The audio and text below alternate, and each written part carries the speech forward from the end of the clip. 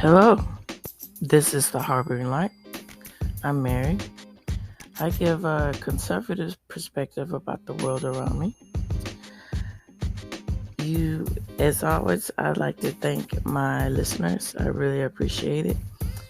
Um, if you like my content and enjoy my content, please feel free to share. Um, as you know, I'm on Anchor, Spotify. I'm on iHeartRadio, and I'm updating that to put more episodes on there. I'm on Amazon Music, Audible. Now I'm going towards putting my show on Overcast, Stitcher, and I am looking to put my podcast on more podcast platforms, so look out for that. And I will plug that in future episodes too. And I'm also growing my social media following. So for right now, I'm on Minds. So please follow me on Minds. All you have to simply do is to find myself. Is look for the Harboring Light on Minds, and please follow me there.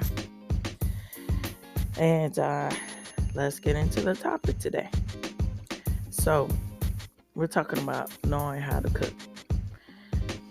I think it's important to have that kind of quality to know how to cook. Because you can open yourself up to self-reliance. Now, self-reliance is just a very sustainable. It's just a very well-balanced and anchored type of feeling mentality. Now, what is going on with me saying this? What does this mean exactly? When you're self-reliant, you can adapt easily. You can, now, by adaptation, I mean you can, if something goes wrong or if something is unexpected or something is not in line, what have you. If you're self-reliant, you try to figure out I think you'll figure out the source that you have to take in order to overcome those obstacles. And when you get down to that, you become a problem solver. And when you start cooking, you start to feel more aware of that. Now, you start to think about, okay, well, let me use. I know I need these certain ingredients and for this particular item. Let's say you're making a pie. Let's say you're making a stew. For instance, an apple pie or a beef stew, right? So apple pie, of course, you need apples. You need you need flour, depending on what type of flour you like to use, and then so on and so forth. You need all the ingredients to make it taste right, like butter. You need cinnamon and what have you, right? So let's say someone is gluten-free. Let's say someone has an issue with sugar intake, diabetic, or so many other things, right? Well, that changes everything with that apple pie. You can't cook the pie in the same way. So you have to access what you need to do in order to make that pie enjoyable for that particular person that has those type of needs. Or let's say you don't have all the ingredients that you need in order to make the pie. But if you have a lot of skill experience in cooking, you can research, tweak, figure out how to make that pie work so it is edible, so it is enjoyable. And let's say, for instance, gluten free. That you can either use ingredients that are gluten free, or you can use different type of flours that don't require the traditional bleached flour, and then it goes on down the line. And then let's say you don't particularly want to put eggs in the ingredient to enrich the flavor of the pie. You might use an egg substitute in order to fulfill that need, or what have you. And let's say you in order for a milk situation, let's say the person is lactose intolerant. Well, then you adjust. You put lactose-free milk. You do all those things. You process all these things in your mind when you're doing it. And then I think when you're going through that process, you start to figure out the purpose and figure out the rewards of being able to adjust and adapt to certain situations, just to prepare a meal. And that goes to say, if you're cooking a beef stew, what type of consistency of beef you want, and maybe you would kind of the consistency of, do you want to add flour in this to make it thicker, or, do you want it easier on the gut, or do you want to add what kind of seasoning do you want to add? Do you want to add paprika? Do you want to add this seasoning? Do you want to add that? And then if someone has a need and they can't particularly meat, beef and particularly doesn't settle well with them, or they have issues with eating this, there's so many other problems, or so many other things, that comes up with that. Say, well, okay, what to do here, what to do there. You start to think about these things. And I think that's really helpful. You can adjust if you want to. If you don't want to, that's all a personal choice. But for the most part, you're gonna adjust. You're gonna put your best foot forward and make it enjoyable for that person. Make it enjoyable for everybody. So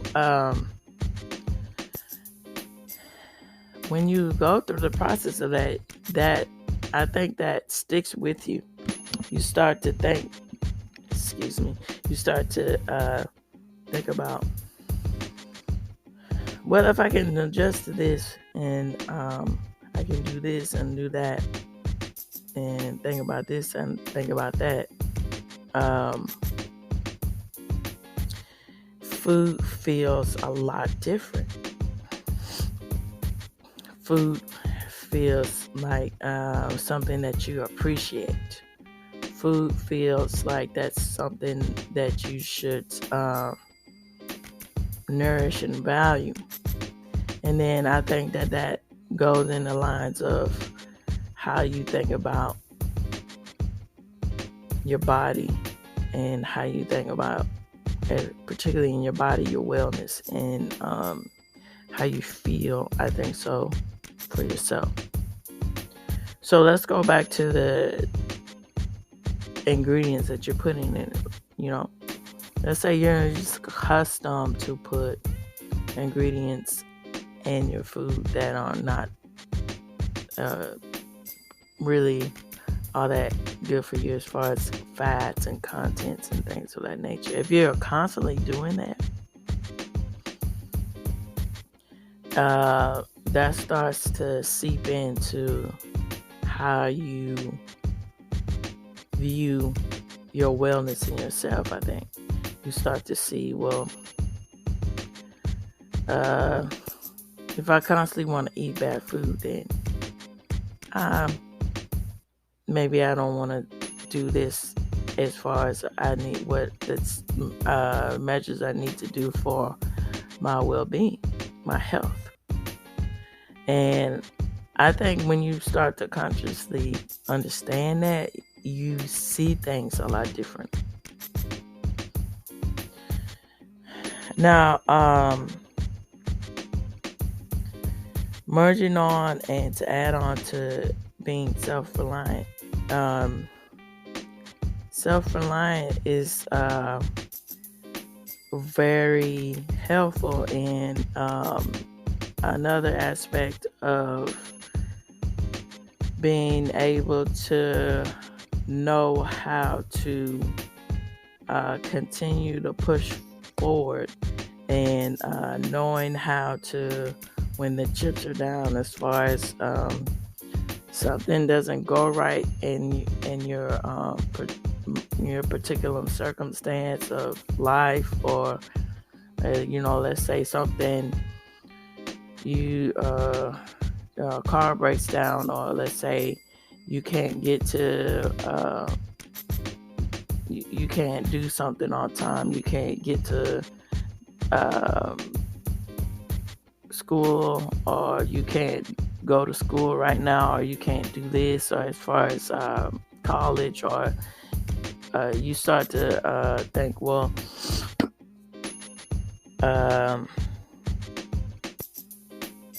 if you're self-reliant, then you start to adjust and say, well, maybe that's not what I need to do as far as education, going to college. Maybe I can do this, maybe I can do that, and adjust, right?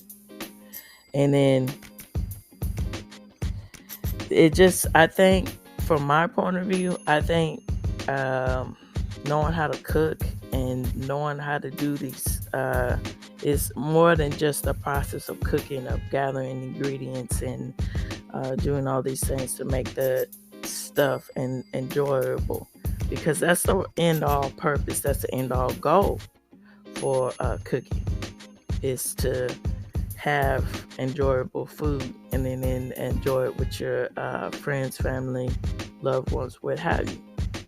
But also, I think it goes deeper, where you start to understand the process of self-relying and then I think that's a valuable skill to have as far as your wellness. And once you kind of merge those paths together, you start to everything starts to open up, and you start to expand your thinking. I think I see, that's how I see it. And I think this is a valuable skill for young children. And personally, I enjoy cooking, and I think it's a valuable skill to have. If you have to be honest with the situation, I think it's a very valuable skill to have if you want to go into marriage, because when you know how to cook and you know how to support your family, and that means it's very helpful, because you're not relying on processed food in order to nurture your family. You're relying on real food, and you're relying on valuable food to make your family stronger, better. And it's an all around thing. Once you nourish your body, you start to think clearly, you start to feel better, everything just feels so much better when you eat the right food.